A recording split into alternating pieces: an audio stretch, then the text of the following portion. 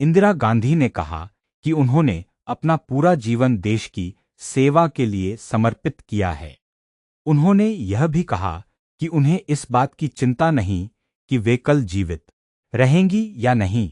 यदि देश की सेवा करते हुए उनका जीवन समाप्त भी हो जाए तो उन्हें उस पर कोई पछतावा नहीं होगा। 31 अक्टूबर 1984 की सुबह नई दिल्ली में सब कुछ सामान्य दिखाई दे रहा था। प्रधानमंत्री इंदिरा गांधी अपने आधिकारिक निवास एक सफदरजंग रोड से एक टेलीविजन इंटरव्यू के लिए निकलने की तैयारी कर रही थी।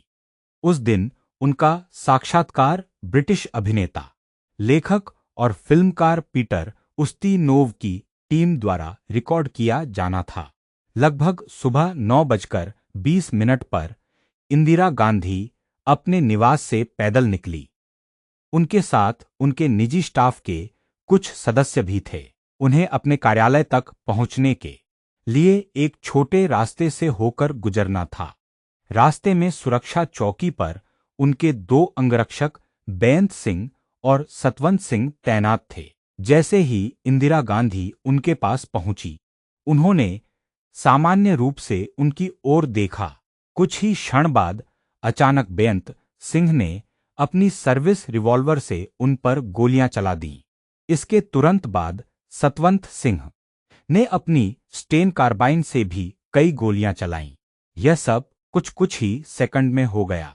इंदिरा गांधी गंभीर रूप से घायल होकर वहीं गिर पड़ी। बाद में चिकित्सकीय रिपोर्टों के अनुसार उनके शरीर पर कई गोली लगने के निशान पाए गए। घटना के तुरंत बाद सुरक्षा कर्मियों और कर्मचारियों ने उन्हें उठाया और बिना समय गंवाए कार से अखिल भारतीय आयुर्विज्ञान संस्थान यानी एम्स ले जाया गया।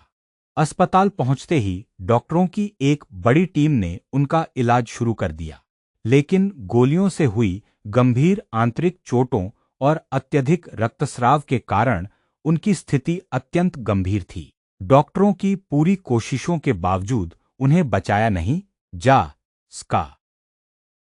31 अक्टूबर 1984 एम्स, नई दिल्ली। यह दिन भारत के इतिहास का एक बेहद दुखद दिन बन गया। इंदिरा गांधी की मृत्यु की खबर जैसे ही फैली, पूरे देश में शोक और सदमे की लहर दौड़ गई। अखबारों की सुर्खियों में लिखा था, एक युग का अंत। 2 नवंबर 1984 को राजीव गांधी ने भारत के प्रधानमंत्री पद की शपथ ली और उनके फैसलों की छाप भारतीय इतिहास में हमेशा अमर